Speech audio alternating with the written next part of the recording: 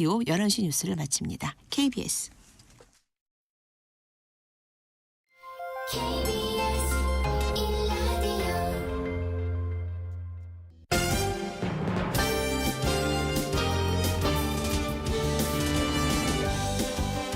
KBS 일라디오 신성원의 오늘 세계는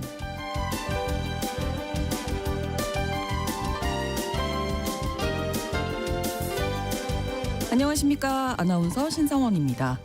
우크라이나 전쟁 종식을 위한 협상이 미국과 러시아의 주도로 급물살을 타고 있습니다. 양국은 오늘 사우디아라비아에서 고위급 대화를 열고 평화협상을 시작할 예정인데요. 하지만 전쟁 당사자인 우크라이나가 배제되는 상황이 지속되면서 우크라이나와 유럽 등 주변국들의 반발이 커지고 있습니다. 그럼에도 불구하고 트럼프 대통령이 종전협상에 속도를 내는 이유는 중국 억제에 집중하기 위한 것이다. 이런 분석도 있는데요. 잠시 후 글로벌 이슈에서 우크라이나 전쟁 종전협상과 그 파장에 대해서 이야기 나눠보겠습니다.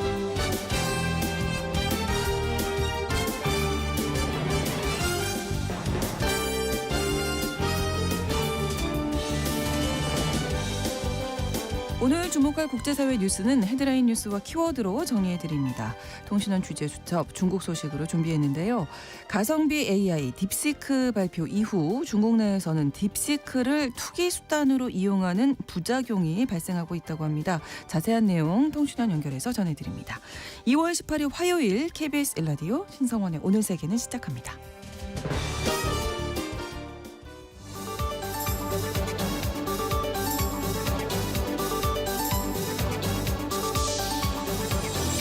오늘 세계는 헤드라인 뉴스.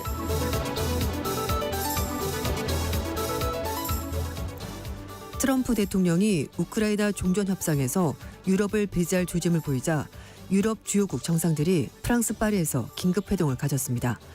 프랑스, 독일, 영국, 이탈리아, 스페인, 네덜란드, 덴마크, 폴란드 정상과 유럽연합 집행위원장, 유럽연합 정상회 상임의장, 북대서양조약기구 나토 사무총장은 현지 시각으로 17일 오후 파리 엘제궁에서 3시간 반가량 비공식 회동을 가졌는데요. 참석자들은 우크라이나에 대한 지원 의사와 함께 미국과 러시아가 주도하는 종전협상에서 당사국인 우크라이나가 배제돼서는 안 된다고 한몫을 냈습니다. 트럼프 대통령이 유럽을 제쳐두고 푸틴 러시아 대통령과 우크라이나 종전협상에 나서기로 하자 대응 방안을 마련하기 위해서 모인 것으로 해석됩니다.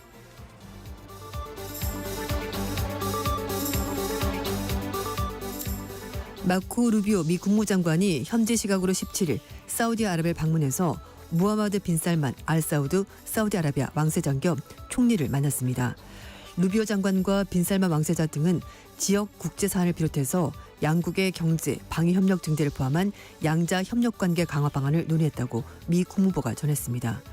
지난 16일 네타냐후 이스라엘 총리를 만난 데 이어 중동 순방을 이어가고 있는 루비오 장관은 18일 사우디 소 리야드에서 위트코프 미국 중동 특사 등과 함께 러시아 대표단을 만나 우크라이나 전쟁 종식 방안을 논의합니다.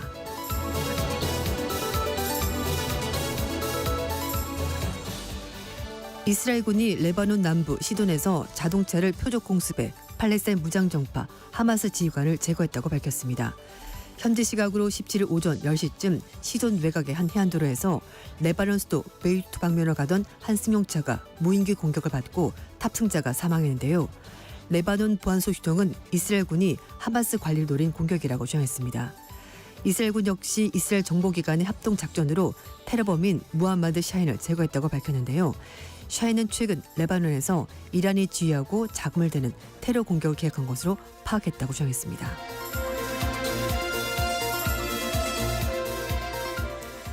독도가 일본 땅이라 주장하며 일본 지자체가 매년 여는 다케시마의 날 행사에 일본 정부가 올해도 차관급 인사를 보내기로 결정했습니다. 일본 정부는 시마네현 등이 오는 20일 마세이시에서 개최하는 이 행사에 이마미 에리코 내각부 정무관을 파견한다고 방침을 정했는데요. 정무관은 한국의 차관급에 해당합니다. 시마네현 당국은 장관인 강요 참석을 요구했습니다만 일본 정부가 한일 관계를 배려해서 강요와 차관인 부대신은 보내지 않기로 했다고 신문이 전했습니다.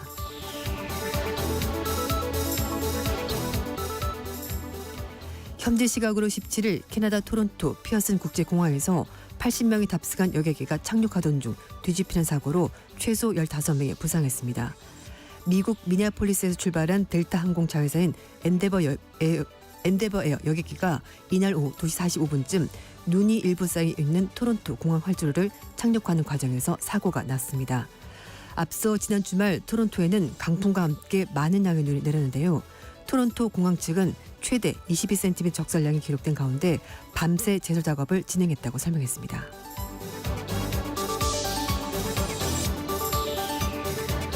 오늘의 헤드라인 뉴스였습니다. 외신캐스터 조윤주 씨가 전해주셨고요. 이번에는 키워드로 정리한 국제사회 뉴스를 살펴보겠습니다. 첫 번째 키워드는 나라를 구하면 합법적인 일이네요. 네, 그렇습니다. 트럼프 대통령 얘기를 계속 할 수밖에 없는 상황인데요. 네. 자신의 사회 관계망 서비스인 트루스 소셜에 조국을 구하는 사람은 그 어떤 법도 위반하지 않는다라는 글을 올려서 고정을 시켜뒀습니다. 국가 위기 상황에서 지도자의 비상조치를 정당하게 사용되는 문장인데요. 자신의 초법적인 지위를 주장하는 듯한 트럼프 대통령 발언이 나오면서 더 논란이 확산이 되고 있습니다. 외신들은 트럼프 대통령이 취임하자마자 서명한 여러 행정명령이 법원에 잇따른 제동 때문에 문제가 걸리자 반발한 것으로 보인다라고 풀이한 건데요. 해당 문구는 프랑스의 황제 나폴레옹이 한 말이라고 하는데요. 네. 주로 국가 위기 상황에서 지도자의 초법적인 비상조치를 정당하게 쓰는 말로 잘 쓰인다고 합니다. 트럼프 대통령이 취임하고 나서 여러 가지 행정명령을 쏟아내고 있는데요. 하지만 이걸 합법적인지 판단하기 위해서 법원이 일부 이제 시행에 보류시키면서 제동을 걸고 있습니다. 네. 일단은 출생 시민권 제도 폐지에 대한 트럼프 대통령 행정명령에 대해서 이게 위헌적이라고 보고 여러 법원들이 보류 명령을 내렸고요. 연방정부의 보조금과 대출금 지급 중단 결정에 대해서도 중단할 것을 법원들이 명령을 했습니다. 뿐만 아니라 해외 원조기구인 국제개발처를 해체하고 해외 원조자금 지출을 90일간 중단하는 행정명령에 대해서도 법원이 제동을 걸었습니다. 네. 그러니까 이 말이 나라를 구하기 위해서 한 일이면 죄가 아니다. 네. 예, 어떤 일도 가능하다. 그렇죠. 이렇게 해석할 수 있겠네요. 트럼프 대통령이 하는 여러 가지 행정명령은 다 나라를 위해서 하는 일이다. 그러니까 이게 합법적이다. 이런 주장하는 건데요. 이런 상황에 트럼프 대통령이 올린 인용 문구가 결국 자신이 나라를 위해서 뭔가 하고 있다. 그렇기 때문에 자신이 하는 일이 법을 위반하더라도 문제가 되지 않는다라고 해석할 수도 있게 되는 겁니다. 네. 이에 대해서 애덤 시프 민주당 상원의원이 진정한 독재자처럼 말을 하고 있다고 강력히 비판했고요. 버락 오바마 행정부에서 백악관 윤리 담당을 지내는 놈 아이젠 역시 나폴레옹의 해당 발언은 불법 행위에 대한 변명에 불과하다 이렇게 해석했습니다. 네. 다음 키워드입니다. 수요와 공급 그리고 반감의 원칙. 네. 예. 시장에 보이지 않는 손 아시죠? 아담 네, 스미스 네. 국부에 나온 얘기인데요. 가격의 자원 분배 기능을 비유해서 표현한 건데 그렇죠. 공급 대비 수요가 많으면 가격이 올라가고 반대로 상황이 벌어지면 가격이 내려가게 되는데 그렇죠. 여기에 반감 또 하나 비호감 이런 것들이 작용할 수 있다고 합니다. 이건 무슨 얘기냐면 미국에서 요즘 테슬라 중고차 매물이 1년 전보다 시장에 많이 나왔는데요. 네네. 그래서 이걸 두고 여러 가지 해석이 나오고 있습니다. 트럼프 2기 행정부에서 정부 효율부 수장을 맡고 있는 일론 머스크 CEO에 대해서 반감이 많기 때문이다. 그냥 나 타기 싫어 팔아버릴 거야. 이런 얘기가 있고요. 예. 그리고 또 하나는 이게 테슬라가 전기 자동차이다 보니까 자동차 교체 주기가 돌아와서 자연스럽게 중고 매물이 많은 거다. 이렇게 두 가지 해석이 있습니다. 네. 중고차 거래 사이트인 콕스오토 트레이드에 따르면요. 작년 4, 4분기에 등록된 테슬라 중고차가 11,300대로 전년 동기 대비 8,800대보다 무려 28% 증가했다고 합니다. 일단 머스크는 트럼프 정부가 들어서면서 선거운동 때부터 전폭적으로 트럼프 캠프를 지원하면서 트럼프로부터 사랑을 듬뿍 받았고요. 네. 결국 트럼프 2기 행정부에서 정보효율부 수장을 맡게 된 건데 이 정보효율부 수장을 맡으면서 연방정부의 대규모 인력 구조 조정 그리고 지출 삭감을 주도적으로 하고 있는데 그렇죠. 여론이 좋지가 않습니다. 네. 미국의 CNN 방송은 테슬라 CEO에 대한 일부 소비자들의 반감이 커지면서 차량 구매 영향을 주는 거다. 이렇게 해석을 하고 있는데요. 실제로 지난달에 퀴니피엑 대학의 여론조사를 보면은 응답자의 53%가 트럼프 행정부에서 머스크가 중요한 역할을 하는 것에 대해서 난 싫다, 반감, 좋지 않다 이렇게 대답했고요. 네. 괜찮다, 난 좋다 이런 대답은 9% 나와서 반감이 14%포인트 더 많게 나왔습니다. 네. 그리고 퀴니피악 대학에서 2022년 12월 달에 여론조사 해봤는데요. 그때 머스크에 대한 긍정적 의견이 36%, 부정적 의견 35% 비등비등했는데 지금은 조금 부정적 차이가 의견이 더 많아졌다고 벌어졌어요. 할 수 있을 것 같습니다. 네. 그리고 테슬라가 작년 12월 달, 올해 1월 달에 미국 내 판매량이 전년 동기 대비해서 16%나 급감했는데요. 특히 이제 민주당 텃밭을 불리는 캘리포니아주에서 테슬라의 전기차 시장 점유율이 작년 말에 52.5%로 1년 만에 7.6%포인트 낮아졌습니다. 그런데 자동차는 주택 제외하고 소비자가 구매할 때 가장 신중하게 고려하는 품목이기 때문에 목돈이 들어가잖아요. 그렇죠. 예, 그래서 아무래도. 머스크 CEO가 단지 정치 활동 많이 해서 사람들의 반감이 커져서 테슬라를 시장에 내놓는 건 아니지 않을까. 그러니까 이렇게 직접적으로 판단하기 좀 힘들다라는 해석도 있습니다. 네, 그래도 여러 가지 해석들이 나오고 있다. 음. 이런 얘기네요. 다음 키워드입니다. 빅테크 대 레드테크. 레드테크? 미중 무역 전쟁이 지금 계속되고 있는데요. 네. 시진핑 중국 국가주석이 중국의 빅테크, 그러니까 대형 정보 가전 기업들, 기업가들과 직접 만나서 중국의 국가 발전에 이바지해 줄 것을 주문했습니다. 네. 중국의 국기가 오송홍기 다 아시겠습니다. 붉은색이죠. 붉은색이잖아요. 네. 그래서 사실 중국의 가전 기업들을 레드 플러스 빅테크 이제 더해서 레드테크라고 부르는 건데 네. 사실 과거에는 뭐 싼 게 비지떡이다, 네. 제조기 실수다라고 해서 싸서 쓰지 뭐 성능이 좋았을 때 한다라고 했었는데 지금은 아니잖아요. 달라졌죠. 네, 예. 가격도 좋고 성능도 굉장히 좋아졌습니다. 네.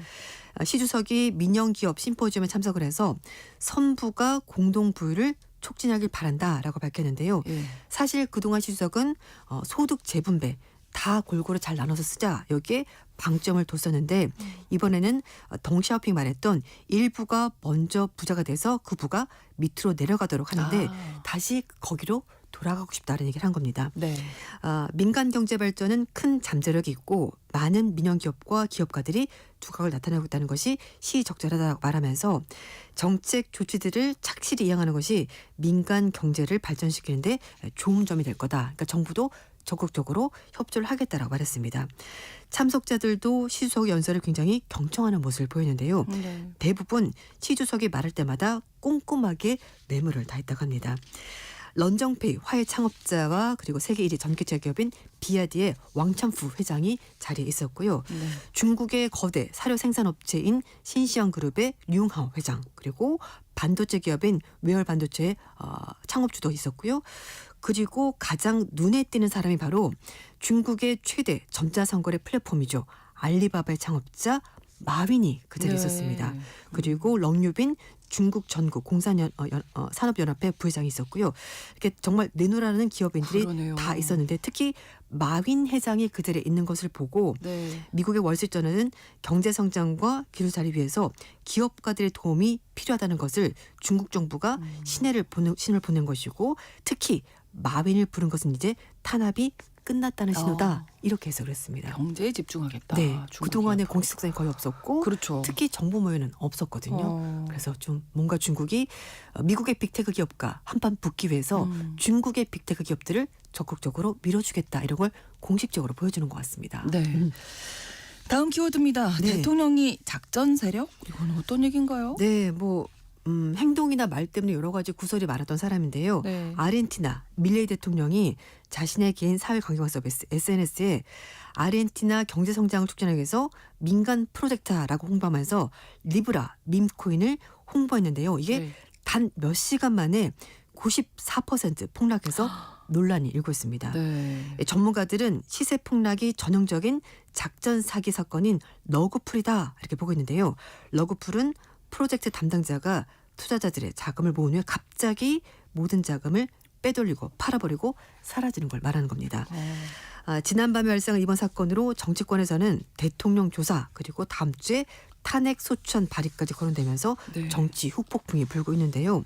사건의 발달은 지난 14일 날 오후 7시에 밀레이 대통령이 메시지를 내면서 시작이 됐습니다. 네. 밀레이 대통령이 자유주의 아르헨티나는 성장한다라고 얘기를 하면서 민간 프로젝트는 아르헨티나 경제 성장을 장려할 것이고 중소기업과 스타트업의 자금을 지원하는데 전념하겠다. 그러면서 전 세계가 아르헨티나에 투자하고 싶어한다고 말하면서 이 메시지와 함께 솔라나 기반의 밈코인인 리브라를 대통령이 직접 홍보를 한 겁니다.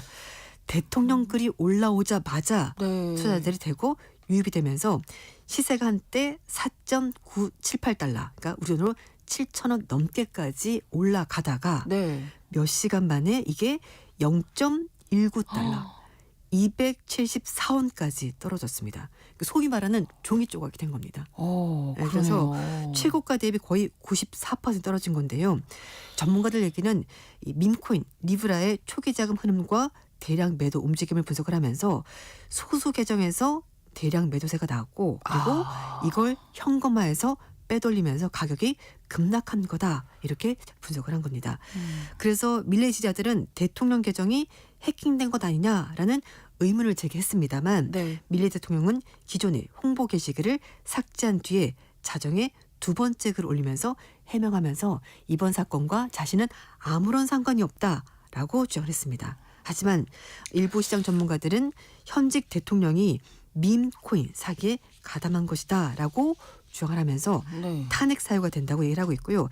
야당에서도 정부가 국회에 직접 나와서 이 사건에 대해서 해명에 대한 주장을 하고 있고요. 사회당은 대통령 탄핵 소추안까지 거론하고 있습니다. 또 아르헨티나 한참 혼란스럽겠네요. 네, 앞으로. 그렇습니다. 예. 뭐 남미의 트럼프라 그래가지고 굉장히 네, 개혁적인 네. 성향으로 뭔가 추진한다고 하긴 합니다만 맞아요. 좀 과격한 발언 그리고 급진적인 성향 때문에 이게 좀 일이 많은 것 같습니다. 그렇습니다. 자, 다음 키워드 Are you a native speaker? 이렇게 영어로 써요. 원어민입니까? 이렇게 물어보는 거잖아요. 맞아요. 예. 불어를 할까 하다가 이상하니까. 네. 불어는 저 그럼 대신 하셔야 돼요. 제가요? 저 전혀 몰라서. 사실 프랑스 사람들이 네. 프랑스어에 대한 자부심이 굉장히 강합니다. 그렇죠. 그래서 이제 영어가 잘 안 통하는. 맞아요. 근데 지금 젊은 몇 사람들은 안 되는. 다 영어를 네. 하긴 합니다만 네네네. 좀 나이가 있으면 불어를 쓰는 거 훨씬 더 선호하는 편인데요. 그렇죠. 프랑스가 이민자 체류 귀화 심사에서 언어 기준을 대폭 강화하면서 네. 프랑스어 원어민조차 이 시험을 통과하기 어렵다 이런 주장이 나왔습니다. 프랑스 정부가 내년 1월부터 장기 체류 허가 그리고 시민권 취득을 위해서 프랑스어 능력 기준을 상향 조정한다고 밝혔는데요. 네. 작년 1월 달에 통과된 이민 통제 및 통합 향상법에 따른 조치라고 합니다. 새로운 기준을 보면 2년에서 4년 정도 유효 기간 동안 이제 거주 허가증이나 아니면 10년 영주권 신청자는 유럽 언어 공통 참조 기준 종전 A2에서 앞으로 B1 등급을 귀화 신청자는 B1에서 B2 그러니까 한 단계씩 좀 올라가게 되는 건데요. 더 잘해야 된다는 거죠. 맞아요. 어쨌든 시험이 어려워지는 언어를. 거죠. 네. 그래서 특히 귀화 신청자는 말하기, 쓰기 두 과목을 모두 합격을 해야 되고요. 네. 합격 기준도 B2로 상향 조정된다고 합니다.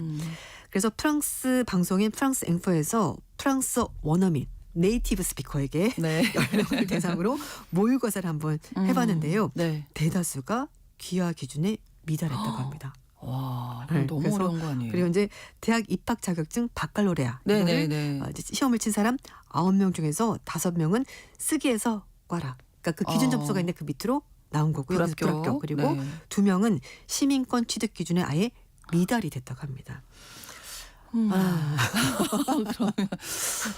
그래서 프랑스어 교육부터 정도까지? 다시 해야 되는 거 아닌가? 네네네. 그렇죠. 그런 생각이 들기도 하는데 프랑스 상원 의회에서 제출된 보고서를 보면 이제 첫 적용되는 내년에 33만 명이 시험을 치를 것으로 보이는데요. 이 중에서 네. 6만 명 정도가 불합격해서 거주 자격을 이룰 수 있을 것으로 정부가 예상하고 있습니다.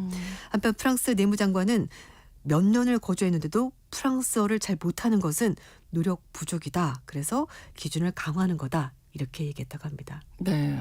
네. 어렵네요. 그렇습니다. 근데 사실 프랑스도 요즘 외국인들이 많고 네. 영어도 많이 쓰기 때문에 이렇게까지 꼭 엄격하게 해야 되나라는 생각이 들기도 하지만 워낙 또 그래서 모국어에 대한 또 기준을 높인 게 아닌가. 자부심이 있기 때문에 네. 그런 것 같기도 합니다.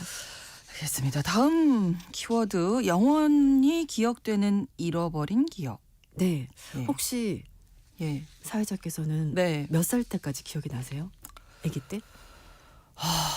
저는 뭐 한 10년 정도도 잘 기억이 가물가물하기는 한데요. 초등학교 한 2학년? 한 뭐 어떤 특정한 사건들은 7살 뭐 이쯤도 기억나. 뭐 길을 잃어버린 적이 한 번 있었거든요. 그런 건 좀 기억이 나더라고요. 저는 초등학교 1학년 때 입학식 할 때 그때부터는 기억이 나는데 네, 저는 저는 사실 그게 내 기억인지 아니면 사진 같은 걸 보고 맞아요. 기억을 하는 건지 좀 가물가물하긴 네, 해요. 그래서 뭐 일단 학계에서 전반적으로 얘기를 하는 것이 네, 아기였을 때 기억은 기억을 못한다. 그렇죠. 네. 근데 이게 뭐 그 문화권 따라 조금 다르긴 하겠지만 어쨌든 어릴 때 기억은 못한다는 것이 학자들의 전반적인 그렇죠. 공통된 의견인데요. 프로이트가 대부분의 사람들이 어린 시절 초기 기억을 떠올릴 수 없는 현상을 유아기 기억 상실증 이렇게 부른다고 합니다. 네. 그리고 지금까지 많은 심리학자, 신경과학자들이 유아기 기억 상실증의 원인 도대체 뭘까 여러 가지 연구를 해봤는데요. 최근에 왕치 미국 코넬리 교수의 연구진에 따르면 대부분 성인은 2살부터 3살 이전의 기억을 전혀 못한다고 하고요. 네. 7살 이전 기억도 대부분 잘 기억을 못한다고요. 그래서 과학자들은 유아기 때 뇌가 충분히 발달하지 않아서 기억을 저장을 못해서 기억을 못하는 것 같다. 이렇게 생각했다고 하는데요. 네. 그런데 크리스티나 알베리니 미국 뉴욕대 신경과학과 교수가 유아기 때 기억 상실증 이거는 역설적인 부분인데 이미 잊어버린 것 같은 경험들이 우리 삶에 지속적으로 영향을 미친다 이렇게 설명을 했습니다. 알베리니 교수가 실시한 동물 실험을 봤더니 유아기 기억 상실증 기간에 형성된 기억이 성인이 된 이후까지도 뇌에 그대로 저장이 돼 있다고 합니다. 그런데 의식적으로 떠올릴 수 없을 뿐이기 때문에 네네. 기억을 못하는 것처럼 생각을 하는 거죠. 그래서 알베리 교수는 어린 시절에 어려운 상황을 겪은 아이들이 사건의 세부적인 내용은 기억하지 못하더라도 그 경험에 따라서 뇌 구조가 형성이 될 것이고 어린 시절 경험은 기억되지 않는다고 하더라도 우리의 사고방식, 감정, 행동 양식에 깊은 영향을 미친다라고 합니다. 그러니까 네. 기억을 못하지만 우리 기억 속에 어딘가에 남아 있는 거죠. 남아있다는 거죠. 그게 나도 모르는 행동, 여러 가지 감정 이런 데 표현이 된다는 겁니다. 네. 과학자들은 인간의 기억 형성 과정을 더욱더 구체적으로 밝히기 위해서 연구를 지금도 계속하고 있고요. 네. 해마의 발달과 초기 기억 간의 관계를 더욱더 명확히 규명하는 것이 과학자들의 주요 과제라고 합니다. 네, 우리가 떠올리지만 못하는 것이군 저장은 되어 있다. 맞습니다. 예. 오늘의 헤드라인 뉴스와 키워드 외신캐스터 조윤주 씨와 함께했습니다. 오늘도 고맙습니다. 네, 감사합니다. KBS 라디오 신성원의 오늘 세계는 1부 마무리하겠습니다. 11시 30분부터 일부 지역에서는 해당 지역 방송 보내드립니다. 98 Degrees의 Because of You 들려드립니다. It's all, it's all, it's all. You're my sunshine after the rain. You're the cure against my fear and my pain. 'Cause I'm losing my mind when you're not around. It's all, it's all, it's all because of you. You're my sunshine. Oh yeah. Baby, I really know by now. Since we met that day, you showed me the way. I felt it then, you gave me love I can't describe. How much I feel for you. I said, baby, I should have known by now. Should have been right there whenever you gave me love. And if only you were here, I tell you, yes I tell you, oh yeah, yeah. You're my sunshine after the rain. You're the cure against my fear and my pain. 'Cause I'm losing my mind when you're not around.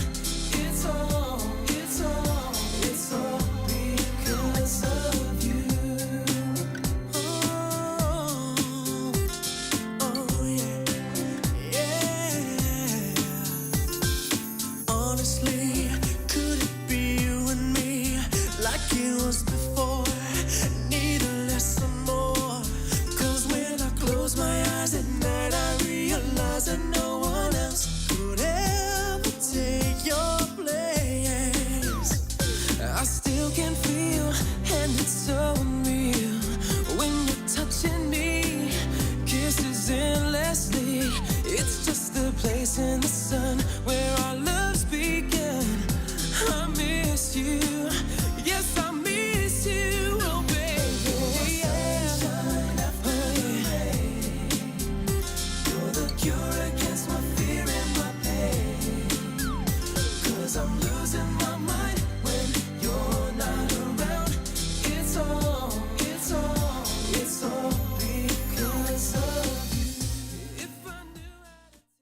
지금 시각은 11시 30분입니다. KBS Ladies and gentlemen. 국제사회의 다양한 뉴스를 한눈에 KBS 1라디오 신성원의 오늘 세계는 세계를 바로 보는 최소한의 투자입니다.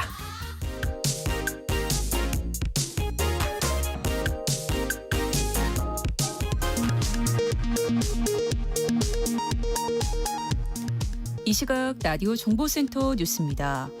윤석열 대통령 탄핵 심판 9차 변론기일이 오늘 열립니다.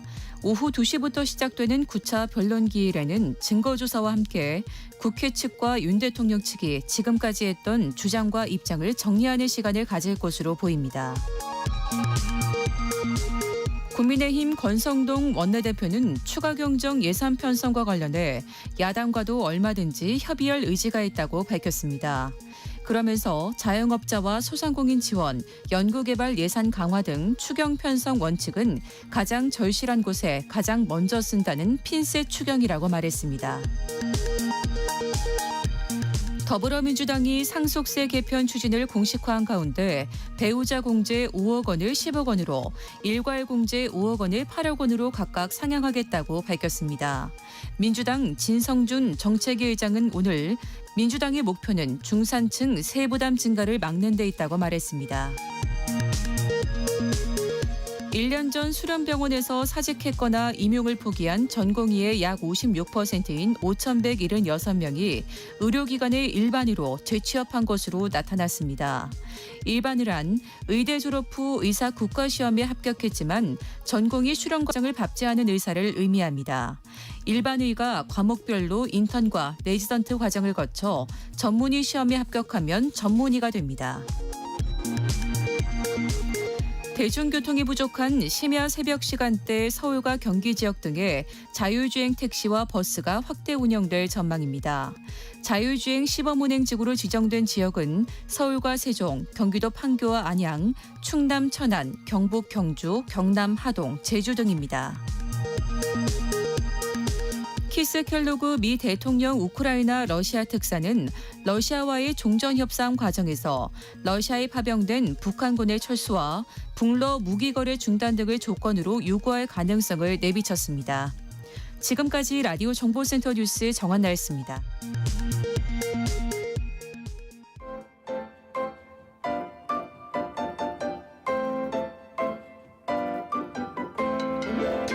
통신원 취재 수첩.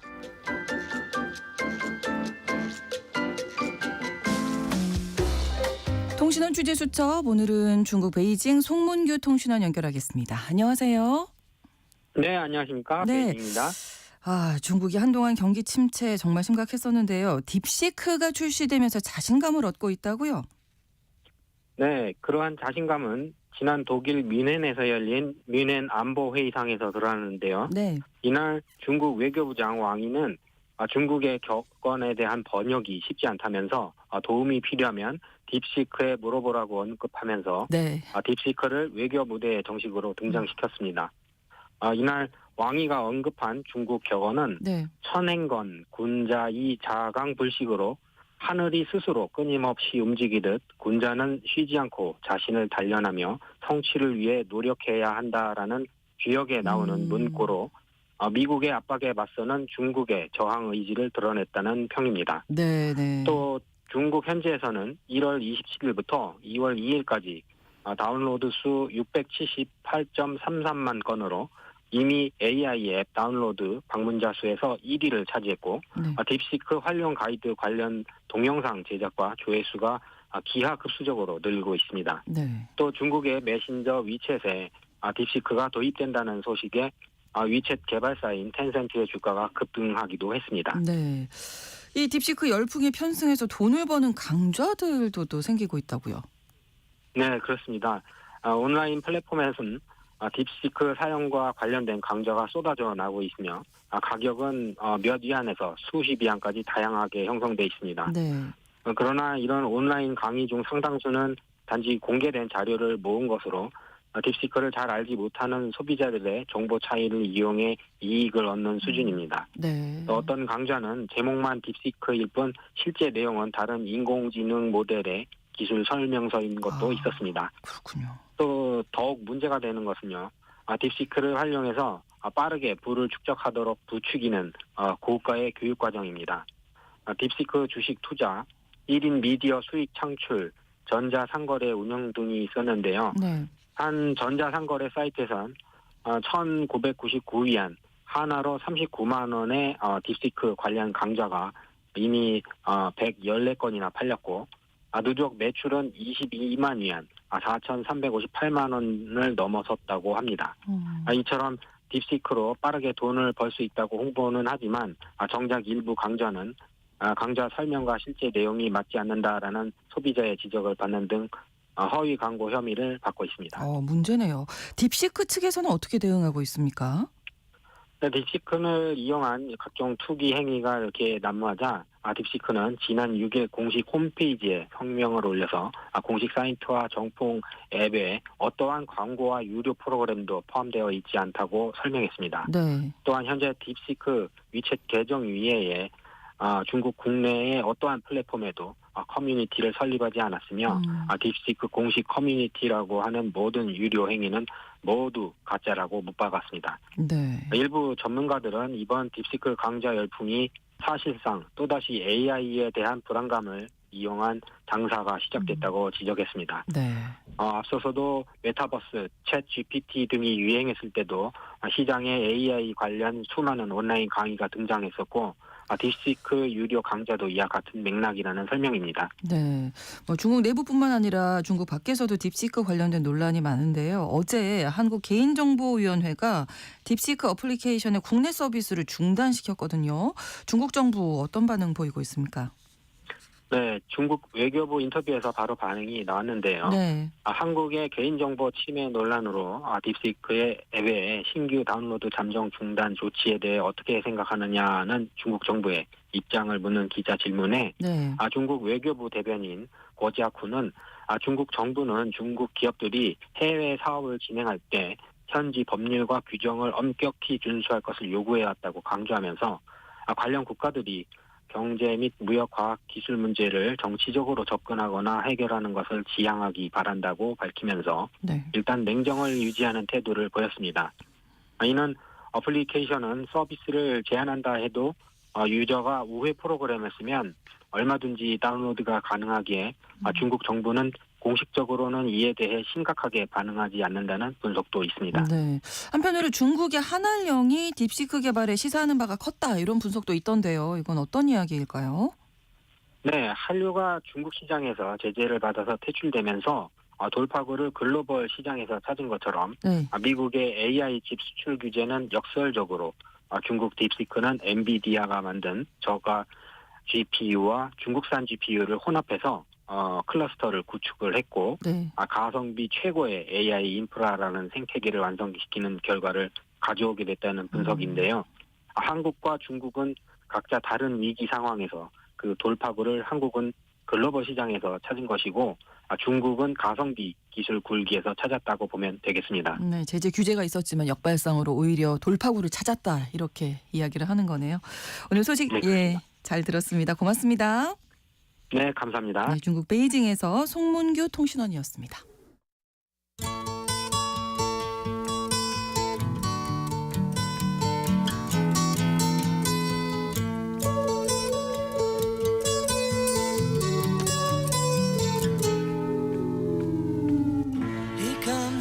미국과 러시아가 오늘 사우디아라비아에서 우크라이나 종전 협상을 위해 처음으로 대면할 예정입니다. 하지만 유럽 각국과 우크라이나는 미러의 일방적인 종전 협상 추진에 반발하는 등 국제사회에서 또 파문이 커지고 있는데요. 3년 동안 국제 질서에 큰 영향을 미친 우크라이나 전쟁 종전 협상에 대해서 오늘 글로벌 이슈 살펴보겠습니다. 한겨레 신문 정희길 선임 기자와 함께합니다. 어서 오세요. 안녕하세요. 네. 자, 트럼프 대통령 그리고 러시아 푸틴 대통령이 전화 통화를 한 이후에 지금까지 어떤 일들이 있었는지 좀 정리해 주시죠. 네. 트럼프 대통령과 푸틴 대통령은 지난 12일 90분 동안이나 통화를 했다고 합니다. 네. 그 통화에서 우크라이나 전쟁을 이제 종료하는 협상을 시작하자. 그것뿐만 아니라 양국 정상이 상호 방문도 하자 이렇게 약속을 했습니다. 네. 특히 트럼프는 이번 종전 협상에서 러시아의 점령지를 인정하고 우크라이나의 나토 가입도 불가하다 이런 걸 기정사실화했습니다. 이 사안은 그동안 우크라이나 전쟁에서 최대의 현안이었는데 그렇죠. 미국이 사실상 러시아 쪽 손을 들어준 겁니다. 트럼프는 이와 관련해서 우크라이나의 나토 가입에는 실용적이라 생각하지 않는다. 또 러시아가 점령하고 있는 우크라이나 영토를 2014년 이전 수준으로 되돌리는 문제는 그럴 가능성이 아주 낮다. 뭐 나중에는 돌려받을 수 있을지도 모르겠다. 뭐 이렇게 얘기를 했습니다. 네. 또 사우디아라비아에서 열리는 초기 협상 때에는 미러 둘만이 한다. 네, 사실상 우크라이나는. 배제한다. 그러니까 초기 네. 협상 때는 미국이나 아니 유럽이나 우크라이나는 참가하지 못한다. 네. 이렇게 시사했습니다. 그런데 같은 날 또 피터 헤그세스 미국 국방장관도 똑같은 얘기를 했습니다. 나토 가입 불가, 러시아 점령지 인정. 그러니까 서로 이제 진영 내에서 이미 합의를 거의 한 셈이라는 그러네요. 거죠. 네. 네, 네. 특히 또 헤그세스 국방장관은 종전 이후에 우크라이나 안보와 방위는 능력 있는 유럽 비유럽 국가들이 책임져야 된다 이런 말을 했습니다. 이 얘기는 무슨 얘기냐 그러면 네. 정전되면 미국은 이제 우크라이나에서 미국은 빠지겠다는 얘기고 그렇죠. 유럽이 책임져라 이런 이 얘기입니다. 결국 그러면은 트럼프와 푸틴이 이번 종전 협상을 시작하면서 크게 네 가지를 합의한 게 됩니다. 뭐냐면 러시아 점령지는 인정해 준다. 네. 우크라이나의 나토 가입은 불가하다. 그리고 종전 이후에는 우크라이나 안보와 방위는 유럽이 책임져야 된다.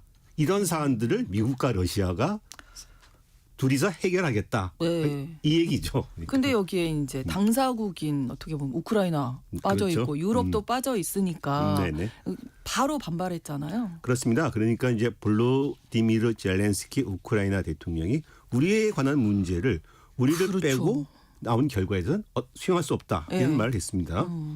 유럽도 그렇고요. 네, 유럽도 당연히 반발을 했고 네. 우리가 여태까지 우크라이나에 큰 지원을 했는데 왜 우리를 빼놓고 하느냐. 당연히 반발이 나오죠. 그러니까 미국 당국자들이 마코 루비오 국무장관, 마이크 왈츠 국가안보보좌관 또 트럼프까지 나서서 유럽도 참가하고 우크라이나 참가한다. 걱정 말아라. 이렇게 말은 했는데 네. 문제는 사실상 말은 그렇게 하지만 진행된 양상은 전혀 그렇지 않은 거죠. 않죠. 네. 마이크 왈츠 그 키스 켈로그 우크라이나 특사는 대놓고 유럽의 역할은 없을 것이다 이런 말을 했습니다. 실제로 이번에 오늘 사우디에서 열리는 미국과 러시아 협상에 우크라이나가 참여 안 합니다. 처음에 미국은 우크라이나 참여한다 이렇게 말을 했지만은 우크라이나는 참여 안 한다고 얘기를 했습니다. 네.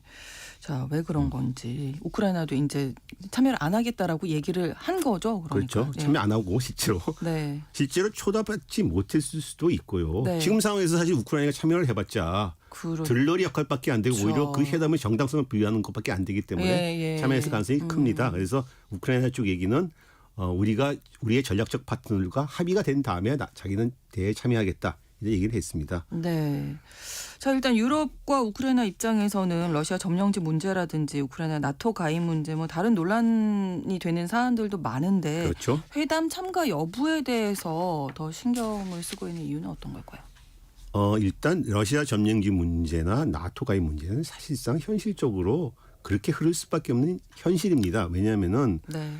러시아 점령지 문제는 이제 군사적으로 회복하기가 힘들고 또 우크라이나의 나토 가입도 유럽 쪽에서도 이건 당분간 힘들지 않겠나 이런 생각입니다. 그리고 또 트럼프 쪽에서도 대선 이전부터 이 두 사안에 대해서는 현재 지금 같은 상황으로 그냥 가야 된다고 공식 비공식적으로 계속 밝혀왔습니다. 그러니까 이제 우크라이나 유럽도 그래 그 문제는 우리가 뭐 좋지는 않지만 뭐 어쩔 수 없는 것 같다. 종전을 하기 위해서는 어쩔 수 없이 받아들이는 거죠. 뭐 이제 네. 뭐 그런데 문제는 이제 그럼 종전 이후인데 네. 우크라이나는 좋다. 그럼 러시아 점령지도 인정하고 나토 가입도 불허한다. 안 된다면 좋다. 그럼 이제 우리가 종전이 끝나고 난 다음에는 우리의 안전과 안보, 방위를 보장해 줘야 될 거 아니냐. 그렇죠. 그 봉의를 하는데 반드시 미국이 참여해야 된다.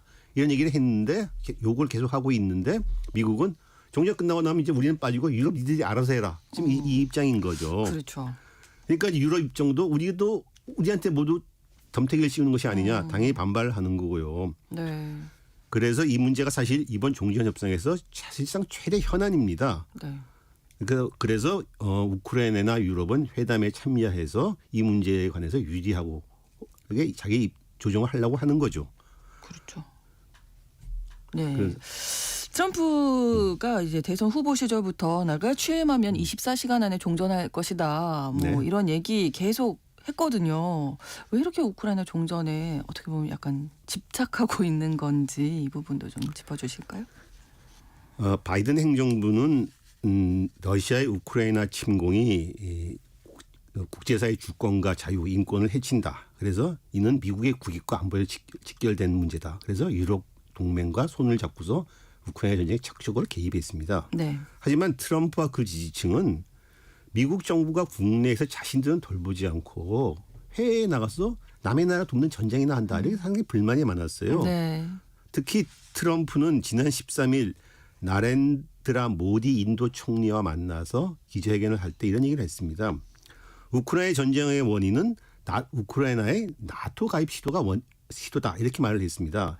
이 얘기는 무슨 얘기냐면 서방 지금까지 이 우크라이나 전쟁은 러시아가 팽창주의 약을 갖고 있어서 남의 나라를 침략한 거다 이렇게 주장해 왔는데 네.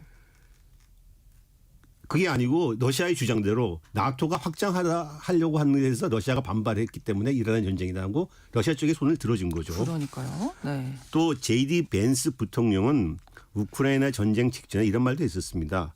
나는 우크라이나에서 무슨 일이 나도 상관하지 않겠다. 그 우리나라는 아무 상관없는 문제다. 그리고 상원의원 시절에는 우크라이나에 대한 지원을 반대하고 지원하는데 제일 앞장섰습니다. 네.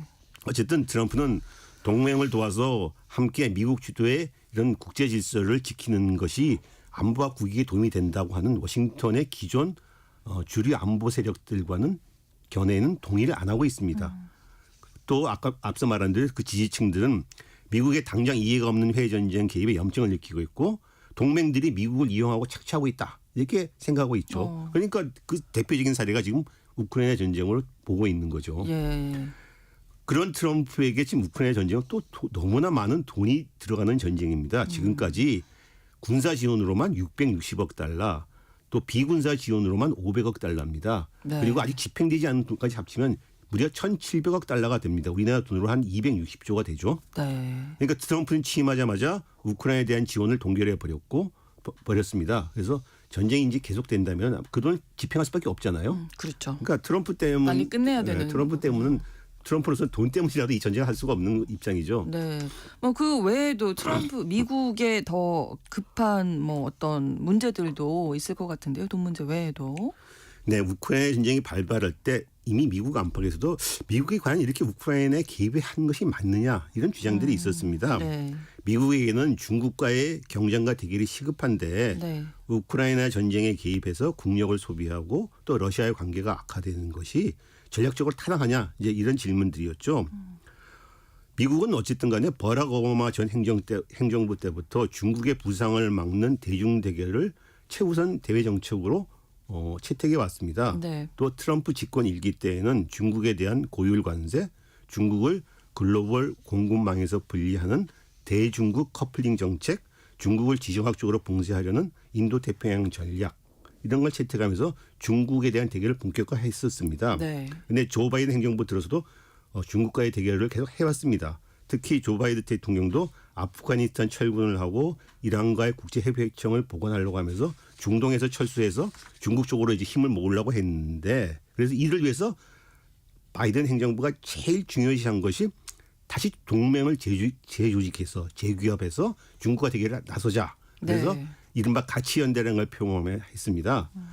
그런데 이제 이런 가치연대를 표명한 바이든 행정부 입장에서 우크라이나 전쟁이 발발을 하니까 유럽의 안보가 위협받는다 생각하니까 그러니까 이제 동맹을 도와야겠다 생각한 그렇죠. 거죠. 물론 대중국 대결이 시급하긴 하지만은 동맹의 안보도 우리가 무시할 수 없다 하면서 우크라이나 전쟁에 적극적으로 개입한 것입니다. 네. 그런데 이제 트럼프는 그렇게 생각을 안 하는 거죠. 동맹 니들이 알아서 하는 문제고 우리는 대중국 대결에 먼저 집중해야겠다. 우크라이나 네. 빨리 끝내야겠다. 이렇게 생각하는 겁니다. 그래서 이런 얘기를 했었습니다. 벤스 부통령이 지난 14일 요번에 우크라이나 종전 협상의 최대 이슈가 된 미넨 안보 회의에 참석할 적에 기자들 앞에서 특히 옆에는 그 마르크 류테 나토 사무총장 바로 옆에 두고서 이런 말을 했습니다. 네. 유럽이 미국의 중요한 동맹이고 나토가 중요한 군사 동맹이긴 한데 이제 나토가 유럽에서 부담을 더 공유하고 미국은 동아시아에 대해서 도전 집중하게 하자.